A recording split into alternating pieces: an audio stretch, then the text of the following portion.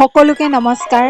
আজিও বিশেষ এখন সভাৰ কাৰণে ব্লকলৈ যাবলৈ ওলাইছোঁ আৰু এইকেইটা দিন যিমানহে বৰষুণ দিছে, পথৰ কাষৰ নলা নৰ্দমা পথাৰ পুখুৰী সকলোবিলাক পানীৰে পৰিপূৰ্ণ হৈছে আৰু বৰষুণ দিয়াৰ কাৰণে গছ-গছনিৰ পাতবিলাক ইমান ধুনীয়া দেখাইছে নহয়। পিছে বাট-পথবিলাক আকৌ বোকা হৈছে দেই, একেবাৰে গেলি পৰিছে আৰু সৌখন আমাৰ টিংখাঙৰ ITI কলেজ। খুব খৰধৰকৈ আহিছোঁ যিহেতু ডাৱৰীয়া বতৰ আৰু বৰষুণ দিওঁ দিওঁ কৰিয়ে আছে। বাছো ধৰিব লাগিব আৰু এইটো হৈছে মৰাণটো নাহৰকটীয়া ৰোড। বাছ এখন পালোঁ আৰু তাতে উঠি ল'লোঁ। খিৰিকীৰ কিনাৰত বহি পথৰ কাষৰ সেউজীয়া নিৰীক্ষণ কৰি আহি আছোঁ এনেদৰে সখীৰ লগত। এয়া ব্লকত আমিবোৰ। আজিৰ সভাখন মূলতঃ এজীৱিকাৰ ওপৰতে অনুষ্ঠিত হৈছে। আগতে আমি SAG মেম্বাৰৰ LTS কৰিছিলোঁ মাথোন ৰাজ্যিক পৰ্যায়ত।